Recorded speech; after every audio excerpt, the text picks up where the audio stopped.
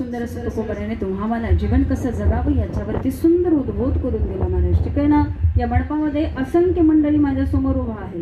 तुम्ही आम्ही सगळेजण जीवन जगतोय महाराज, परंतु कोणालाही माहिती नाही जीवन कसं जगायचं हे आम्ही ठरवू शकतो.